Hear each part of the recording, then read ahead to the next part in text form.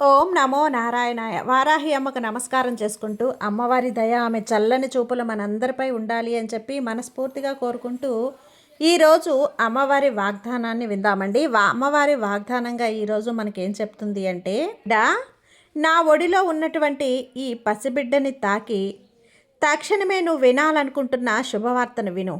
100 జన్మలకు సరిపడా ధనాన్ని నీకు అందించబోతున్నాను. కాబట్టి తప్పకుండా ఈ వాగ్దానాన్ని నువ్వు వినాలి అంటే ఈరోజు ఈ శుక్రవారం ఈ శుభదినాన నా అనుగ్రహాన్ని పొందాలి అంటే తప్పకుండా నువ్వు తెలుసుకునే తీరాలమ్మా. కాబట్టి ఈ సందేశం వినే ముందుగా మన ఛానల్ని కనుక కొత్తగా ఎవరైనా చూస్తూ ఉన్నట్లయితే ప్లీజ్ సబ్స్క్రైబ్ చేసుకోండి ఫ్రెండ్స్. వీడియో నచ్చితే కనుక లైక్ చేయండి, షేర్ చేయండి, కామెంట్ చేయండి, కొంచెం సపోర్ట్ చేయండి. ఇక వీడియోలోకి వెళ్ళబోయే ముందుగా ఒక్కసారి మనకు బాగా తెలిసినటువంటి గురువుగారెడ్డి శ్రీ వారాహి అమ్మవారి జ్యోతిషాలయంలో జ్యోతిష్యం చెప్తున్నారు. వశీకరణ స్పెషలిస్ట్ గురూజీ సుబ్రహ్మణ్యం రాజు గారు. Contact number 7075662225. ఈ గురువుగారు చెప్పింది చెప్పినట్లుగా జరిగిందండి. భార్యాభర్తల మధ్య ఎలాంటి గొడవలున్నా, విదేశీ ప్రయాణం ఆలస్యం అవుతున్నా, ప్రేమ, పెళ్లి, సంతానం లేకపోవటం, కోర్టు సమస్యలు, గృహము మరియు కుటుంబ సమస్యలు, ధనం నిలకడగా లేకపోవటం, నమ్మిన వ్యక్తి మోసం చేయటం, స్త్రీలకు పురుషులకు సంబంధించిన గుప్త సమస్యలు ఎటువంటివైనా సరే రోజుల్లో పరిష్కారం చేయబడును. మీరు ఎంతోమంది దగ్గర జ్యోతిష్యం చెప్పించుకొని పరిష్కారాలు చేయించుకొని నిరాశ చెంది ఉన్నట్లయితే ఒక్కసారి ఆదికొండ దేవతలైన కోయరాజు గారికి ఒక్కసారి కాల్ చేయండి. కోయ గురూజీ గారు, కొండదేవత పూజారి సుబ్రహ్మణ్యం రాజు గారు. Contact number 7075662225. మా జీవితంలో కూడా ఎన్నో మార్పులు జరిగాయండి, కాబట్టే నమ్మకంగా చెప్తున్నాను. జై వారాహి అమ్మ. ఇక వీడియోలోకి వచ్చేస్తే, బిడ్డ 100 జన్మలకు సరిపడా ధనాన్ని నీకు ఈ క్షణమే అందిస్తున్నాను. ఈరోజు శుక్రవారం. ఈ శుభదినాన ఎందుకు చెప్తున్నానో తెలుసా? ఎన్నో రోజుల నుంచి నిన్ను బాధకు గురిచేసిన కొందరు ఆటలు కట్టివేయాలనుకుంటున్నాను. వారు ఎంచుకున్నటువంటి రంగాన్ని వారు ఎంచుకోకుండా నీకు ఎన్నో అవంతరాలు చేసే ప్రయత్నాలన్నీ కూడా తిప్పుకొడుతున్నాను. వారి ఆటలు మాత్రం నేను సాగనివ్వను. ఇది నీకోసం మాత్రమే నేను చెప్పబోయే అతిపెద్ద రహస్యం. కాబట్టి నువ్వు మాత్రమే ఒంటరిగా విను. ఎందుకు ఇలా దుఃఖిస్తూ ఉన్నావు? నీకు సంబంధించిన ప్రతి విషయం నువ్వు మొదలు పెట్టాలని నువ్వు అనుకున్న ప్రతి పని కూడా నీకు అపజయం పొందుతున్నావు అనే కదా.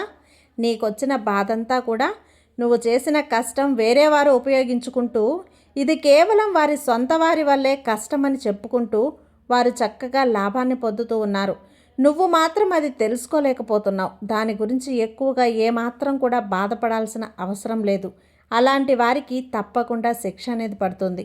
ముందుగా అందరికీ కూడా అన్యాయం గెలిచినట్లుగానే కనిపిస్తూ ఉంటుంది. కానీ చెప్పాను కదా, అతి కొద్ది రోజులు మాత్రమే కనిపిస్తుంది. ఖచ్చితంగా నీకు న్యాయం జరిగే తీరుతుంది. అది ఎలా ఉంటుందో చిరకాలం ఉండిపోతుంది. కాస్త సుఖాలు అనేవి ఎవరికైనా సహజమే తల్లి. కష్టం కూడా వస్తుంది, దాని వెనకాలే సంతోషం కూడా వస్తుంది. దాని వెనకాలే సంతోషం అనేది తప్పకుండా వస్తుంది. వాటిని తప్పకుండా మనం అనుభవించి తీరాల్సిందే. వచ్చిన కష్టం దూరంగా వెళ్ళిపోదు. నీ నుంచి దూరమైన సంతోషం మళ్ళీ రాకుండా ఆగదు. కేవలం రావాల్సిందే. నీకు కావలసింది ఓర్పు, సహనం మాత్రమే. నీకొచ్చినటువంటి బాధ, నువ్వు అనుభవిస్తున్నటువంటి జీవితం, ఇదంతా కూడా మర్చిపోయి ప్రస్తుతం నీ జీవితం ఏ విధంగా ఉంది, నీ జీవితం ఆనందంగా మార్చుకునే అవకాశం నీ చేతుల్లోనే ఉంది తల్లి. అది కూడా నీకు దగ్గరలోనే ఉంది. నువ్వు ఏమాత్రం కూడా అధైర్యపడాల్సిన అవసరమే లేదు. నువ్వు చాలా జాగ్రత్తగా ఆలోచించాల్సిన సమయం ఇది. ఎవరైతే నీ పట్ల దెబ్బతీసే విధంగా నిన్ను, నీ కుటుంబాన్ని అవమానించాలని వాళ్ళు ఎన్ని ప్రయత్నాలు చేస్తున్నారో నాకు తెలుసు కదా. అలాంటి వారి ముందు నువ్వు చాలా జాగ్రత్తగా, సున్నితంగా, నీ మాటల వినయంతో, కేవలం నవ్వుతూ వారి ముందు నటిస్తూ, వారిది నీ పట్ల జాలి, ప్రేమ అని ఎట్టి పరిస్థితుల్లో కూడా నువ్వు నమ్మొద్దు. నీ గురించి, నువ్వు చేసే పని గురించి, అలాగే నీకు వచ్చే ఆలోచనల గురించి వారితో అసలు సంభాషించొద్దు.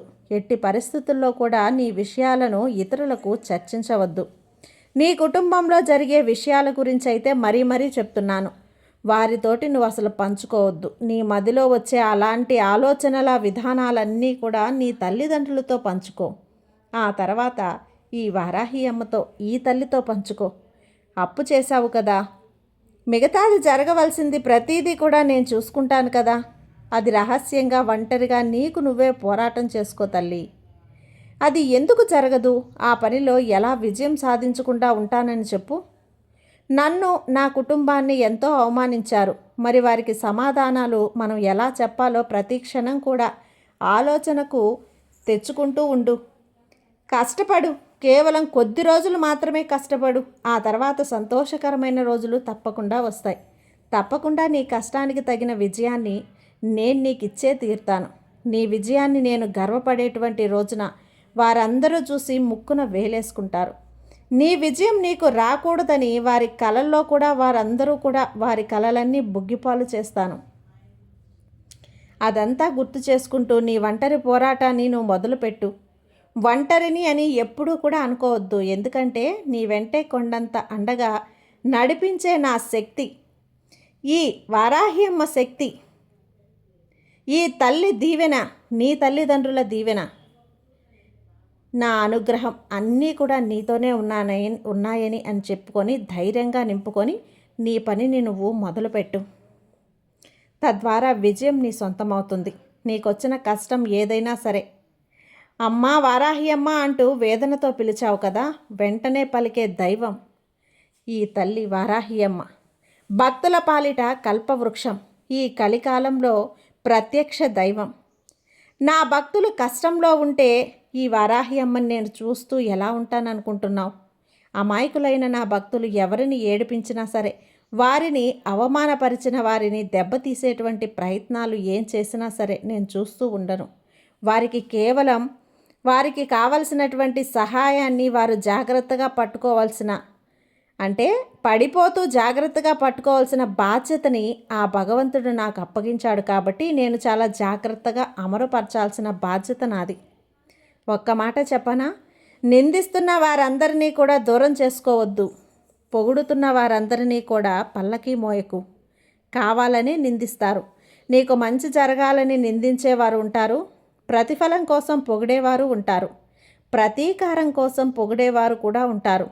ఎవరు ఏ విధంగా అనుకున్నా సరే, మనలోని లోపాలను, విశేషతను, అంతరాత్మను తెలుసుకొని పరిశీలిస్తున్న రోజు పొగడ్తలు పరిచారకులుగా, నిందకులుగా విజయంతో పాటు అయిపోతాయని గుర్తుంచుకో.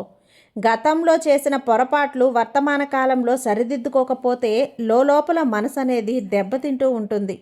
ఇది తెలియక మాకెందుకు ఇలా ఉండటం లేదని అనుకుంటూ ఉంటారు. కానీ ఏదో ఒక పుణ్యకర్మ చేసినా ఉంటే దానికి భగవంతుడు కూడా సమస్యల ఆపదల నుంచి రక్షిస్తాడమ్మా. ఆ పుణ్యకార్యం అనేది అనేక సమస్యలను దగ్ధం చేస్తుంది. అప్పుడు మనసు మయూరమై నాట్యం చేస్తుంది. భగవంతునికి స్మరణ ప్రతి కార్యానికి కూడా పుణ్యకర్మగా చేస్తుంది. ఒక్కొక్కసారి అకస్మాత్తుగా నిరాశ అనేది మబ్బులు కమ్ముకుంటూ ఉంటాయి. ఆధారాలు లేని నిందలు ఉరుముల్లా ఉరుముతాయి. జరిగిపోయిన దుర్ఘటనలు మెరుపుల్లా మెరుస్తూ ఉంటాయి. అదే సమయంలో డిప్రెషన్ కూడా వచ్చే ప్రమాదం ఉంది. కనుక వెంటనే స్వయం కృషి అనేది స్వయం శక్తిని ఇచ్చే ఆలోచనలు గొడుగుల్లోకి వెళ్ళిపోకండి. ఒకప్పుడు మీకు లభించిన ఆనందాల రాజమహల్ను ఇలా చేరుకోండి. మీరు అందుకున్న ప్రశంసల్ని స్వచ్ఛమైన మనసుతో, ఈ వారాహి అమ్మ యొక్క నామస్మరణతో ప్రతిరోజు కూడా జపించండి. శ్రేష్టమైన ఆలోచనలు చేస్తూ ఉంటే సంతోషాన్ని ఇస్తుంది. భాగ్యరేఖ అందరిలోనూ విశేషతను చూస్తూ ఉంటే ఆహ్లాదాన్ని ఇస్తుంది. మర్యాద రేఖ శుభ్రమైన మాటలు మాట్లాడుతూ ఉంటే ఆనందాన్ని ఇస్తుంది. ఆయుష్ రేఖ నడిచే శరీరాన్ని కూడా కాకుండా నడిపించే ఆత్మస్వరూపాన్ని చూస్తూ ఉంటే ఆత్మీయతను తీస్తుంది. జ్ఞానరేఖ జీవిత గమ్యంలో మనసును, ఊరటను, భగవంతుడి స్మృతిని ఇచ్చి అన్ని చింతలను దూరం చేస్తుంది. జీవనరేఖ కష్టాలను, సమస్యలను నీ శ్రేయోభిలాషులకు చెప్పుకోవటంలో మంచిదే, కానీ సానుభూతి కోసం మాత్రమే చెప్పుకోవటం మాత్రం మరికొన్ని సమస్యలను తెచ్చిపెడుతుంది. గుర్తుంచుకో. ఇలా చెప్పుకుంటూ వెళ్తే ఉన్న సంతోషాలు అన్నీ ఆవిరైపోతాయి. ఎందుకంటే మీరు చేస్తూ ఉన్నప్పుడు వినేవారితో పాటు మీలో లోపల అంతరాత్మ కూడా ఉంటుంది కదా, వింటుంది. మిగతా సమయంలో తిరిగి పొందే అదే పాటని మీకు కనిపిస్తుంది, వినిపిస్తుంది. రోజంతా కూడా బాగానే ఉంటుంది. కానీ నా మనసు ఏదో ఒక రకమైన బాధను, అంటే ఉంటారు కదా మీ మనసులో మాటలను ఆధ్యాత్మిక సంభాషణ ద్వారా పరమాత్ముడికి వినిపిస్తే ఏదో ఒక రూపంలో పరిష్కారం తప్పకుండా చూపిస్తాడు. ఇక నువ్వు దేని గురించి అయితే దిగులు పడుతూ జరగదు అని ఈ పని చాలా బాధపడుతున్నావో, కలలో కూడా నువ్వు ఊహించినటువంటి లాభం పొంది మంచి శుభవార్త అనేది అందుతుంది. ఈ తల్లిపై పూర్తి నమ్మకాన్ని ఉంచు. ఎప్పుడైనా సరే నమ్మకం ఉంచి నీ పనిలో నువ్వు శ్రద్ధను చూపుతూ సంతోషంగా ఆనందంగా ఉండు. నువ్వు ఇంతవరకు పడుతున్నటువంటి, నిన్ను పట్టి పీడిస్తున్నటువంటి దారిద్ర్యాన్ని అంతా కూడా నేను తరిమివేస్తున్నాను, దూరం చేస్తున్నాను.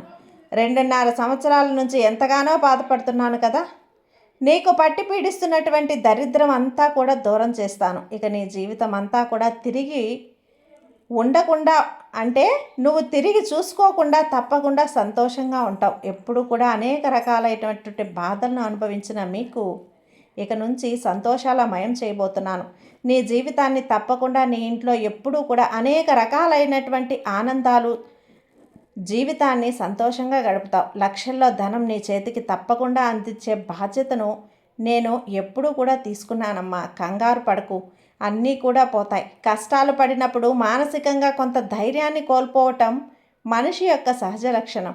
మానసికంగా దృఢంగా తయారై కష్టాల నుంచి ఎన్నో నేర్చుకున్న వాళ్ళు ఈరోజు ఈ కష్టమే మిమ్మల్ని నిలబెట్టింది అన్నవారు చాలామంది ఉన్నారు. కానీ మనిషి 2 కేటగిరీలుగా ఉంటాడు.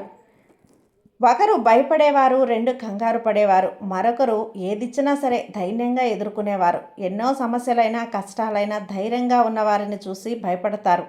ఎవరైతే పిరికిగా భయంగా కంగారు పడుతూ ఉంటారో వారికి అవే జరిగే అవకాశాలు ఎక్కువగా ఉంటాయి. ఎప్పుడైనా సరే నిన్ను నువ్వు దృఢంగా మార్చుకోవాలి, నిన్ను నువ్వు సంతోషంగా ఉంచుకోవాలి.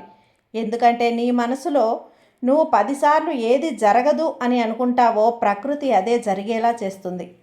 ఎందుకంటే నువ్వు అది కోరుకోలేకపోయినా సరే అది అన్నిసార్లు తలుచుకుంటూ ఉంటావు. కాబట్టి ఎప్పుడూ కూడా మంచిని తలుచుకోవాలి, మంచిగా మాట్లాడి, అప్పుడే నీకు అంతా కూడా మంచిగా జరుగుతుంది.